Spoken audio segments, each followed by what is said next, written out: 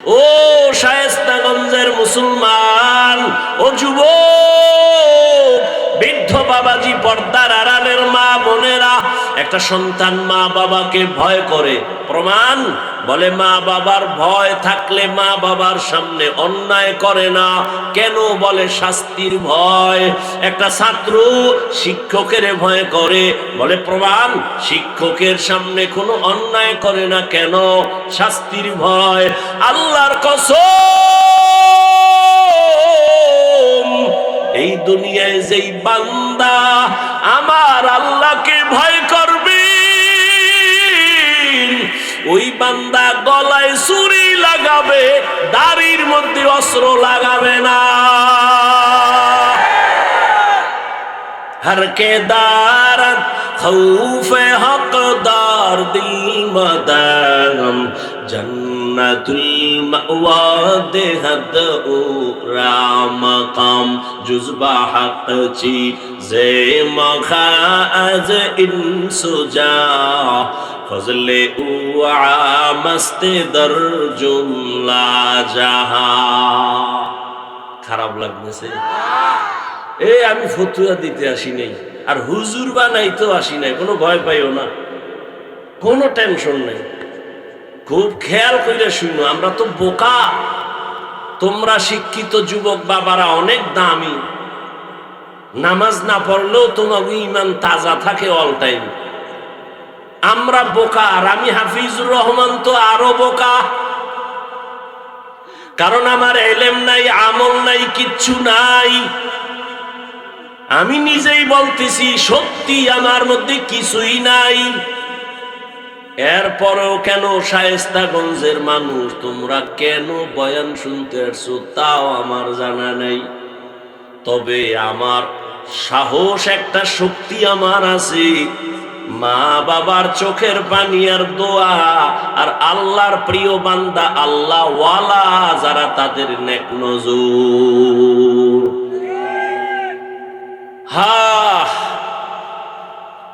ধাক্কাইতে তো কম ধাক্কাইলা না রে বাবা। ধাক্কাইয়া বহু চেষ্টা করলাম, বঙ্গোপসাগরের পানিতে যেন মরে যাই। মাওলায় যদি বাঁচায় রাখে, মারার ক্ষমতা কারো নাই।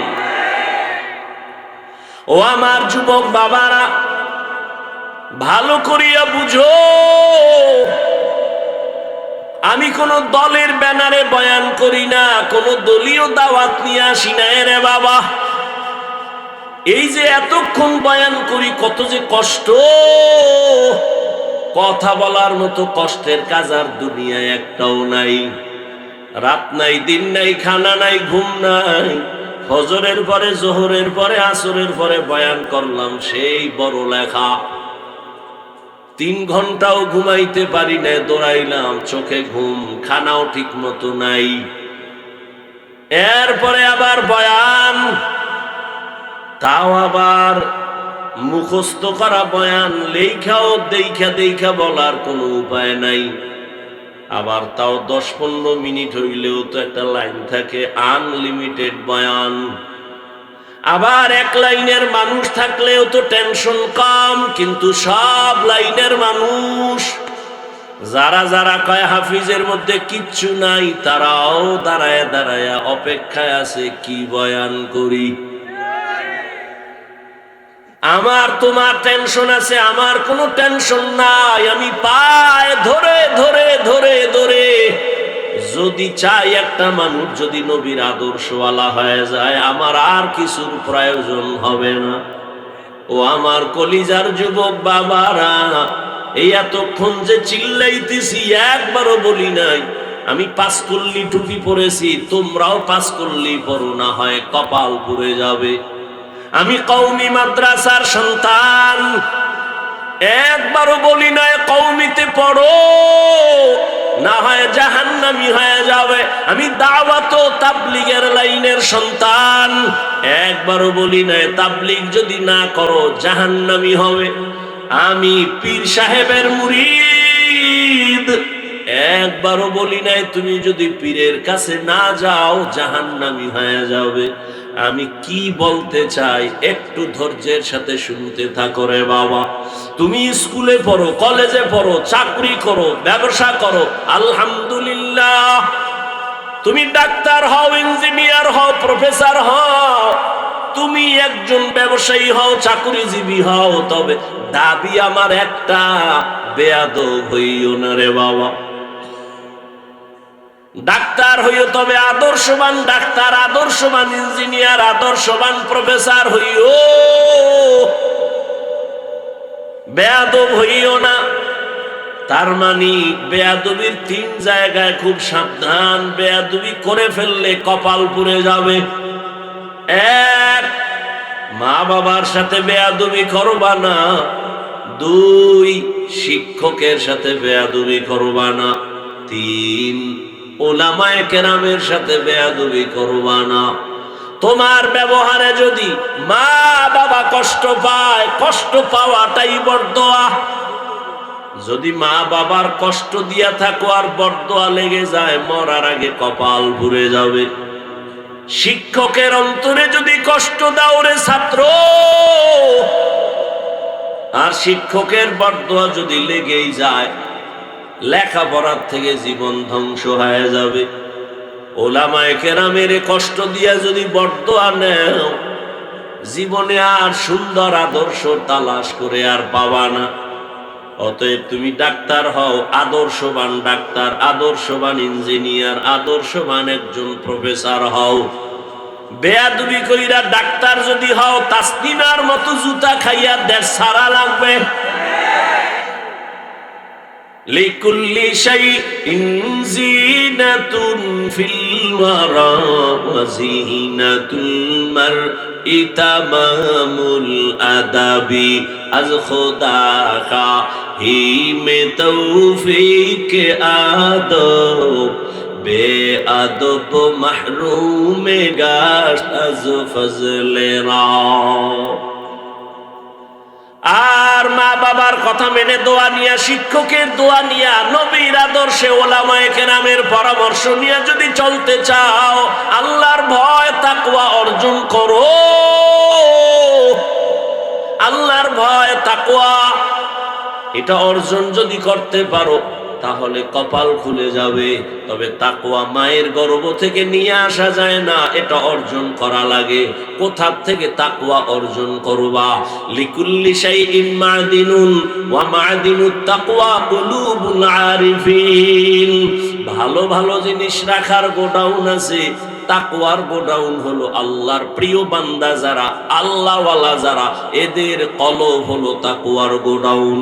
এরা যখন মোহাব্বতের নজর দিয়া তাকাবে, কলবের মধ্যে তাকওয়ার পাওয়ার চলে আসবে।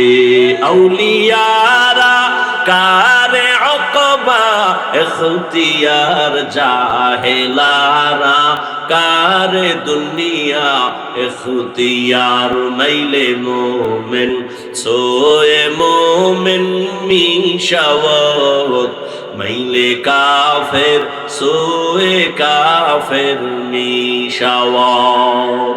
আল্লাহওয়ালাদের নেক নজর লাগাও। আল্লাহর প্রিয় বান্দা যারা, ওলিয়ে কামেল, এদের নজরের মধ্যে পাওয়ার আছে, পাওয়ার। আরে একটা গাঞ্জা করবে নামাজির নজরে যদি পাওয়ার থাকে, আল্লাহওয়ালার নজরে পাওয়ার থাকবে না কেন? একটা দুধের বাচ্চা ফুটফুটে গোলাপের মতো, এক গাঞ্জাখোর বদনজর দিয়া কয় এত সুন্দর, গজব শুরু। পরের দিন থেকে খাওয়া বন্ধ, শুকায় যায়। ডাক্তার বলে কোনো রোগ নাই, মুরব্বীরা বলে বদনজর। ঠিক নি?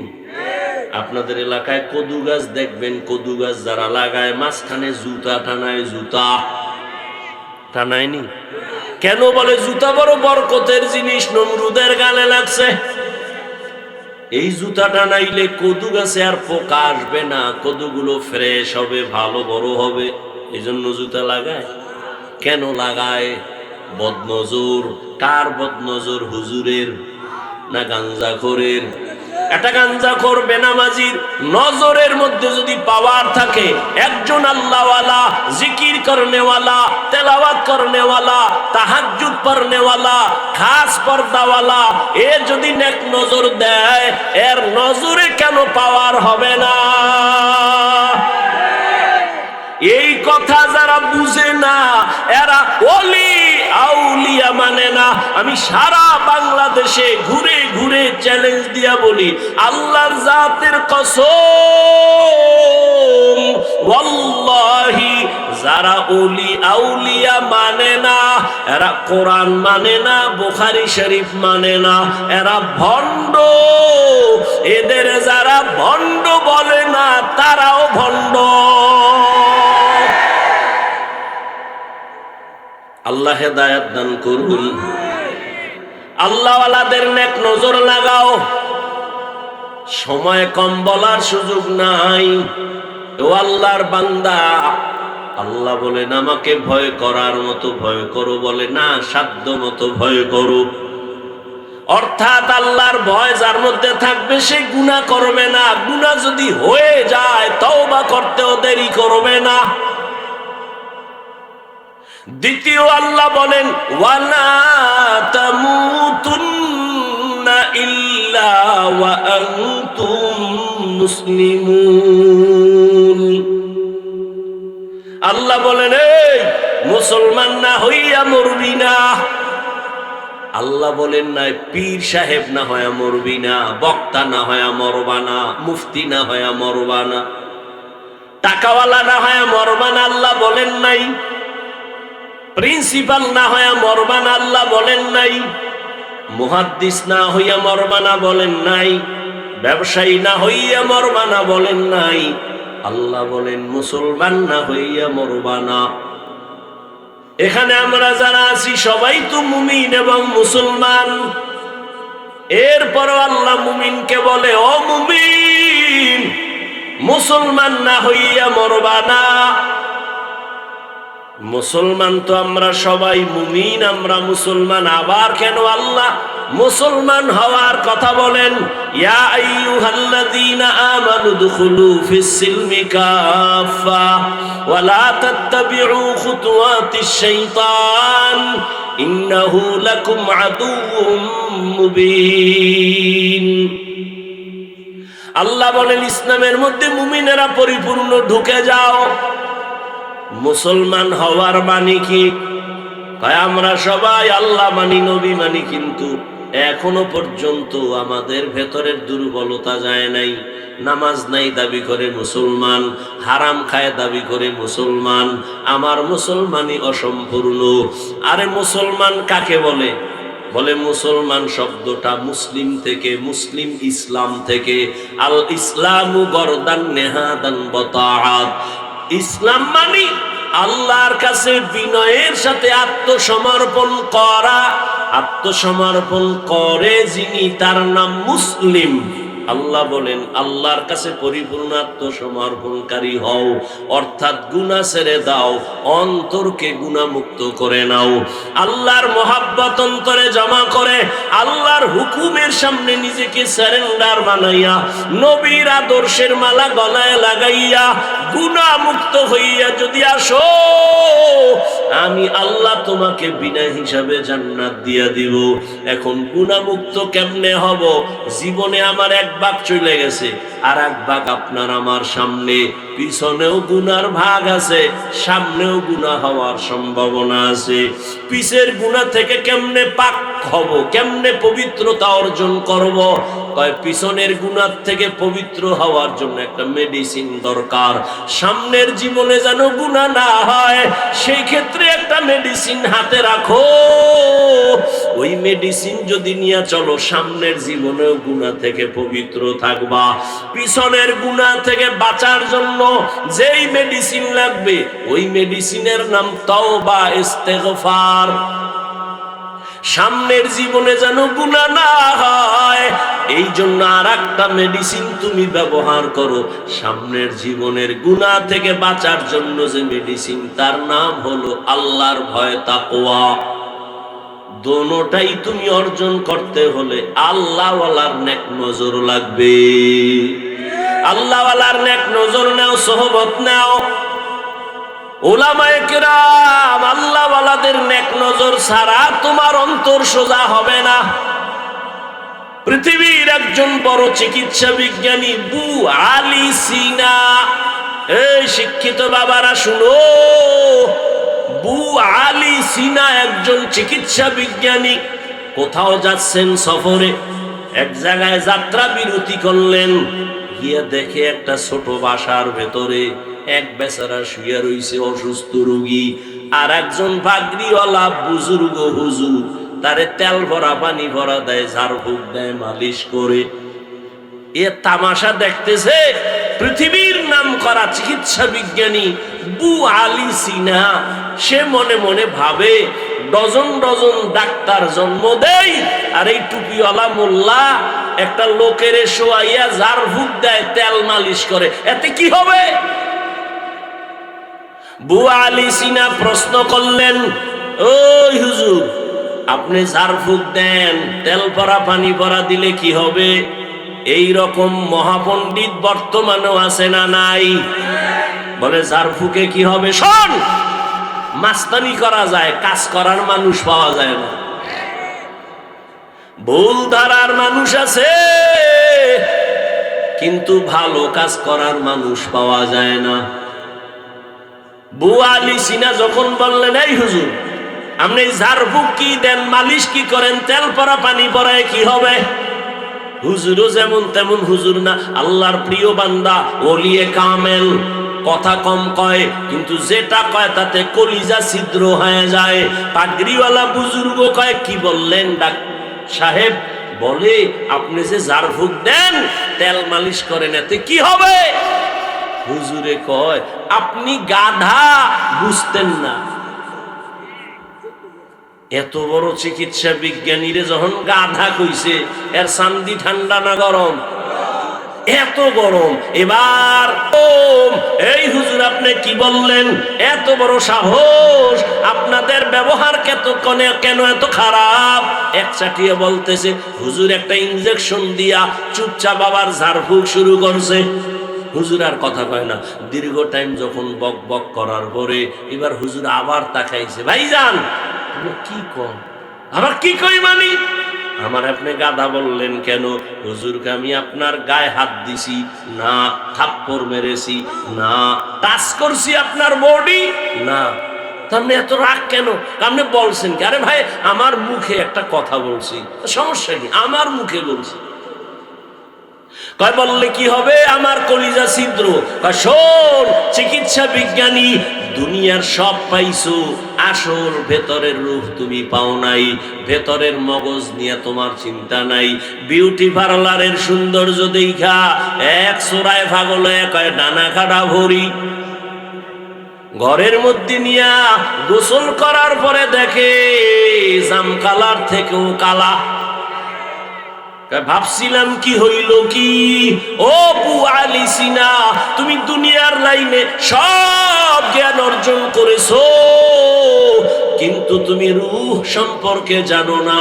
শুনো ভালো করে, আমি টুপিওয়ালার একটা জবানের কথায় যদি তোমার কলিজা ছিদ্র হইয়া যায়, আমি বান্দা যদি কোরআনের আয়াত পড়ে পড়ে পড়ে পড়ে যদি আল্লাহর কোরআন পড়িয়া দম করি, ওই তেলাওয়াতের কেন অ্যাকশন হবে না? আউলিয়ারা কারে উকবা ইখতিয়ার, জাহেলারা কারে দুনিয়া ইখতিয়ার। মাইলে মোমেন সোয়ে মোমেন মিশাওয়াত, মাইলে কাফের সোয়ে কাফের মিশাওয়াত। আল্লাহর মোহাব্বত নেওয়ার জন্য, জান্নাত পাওয়ার জন্য ব্যবস্থা দুইটা, কোরআন হাদিসও লাগবে। কোরআন হাদিস অনুযায়ী যারা চলে এমন মুরব্বী আল্লাহওয়ালা আলেমও লাগবে। একটা ধরবেন আর একটা ছাড়বেন, সঠিক পথে পৌঁছতে পারবেন না।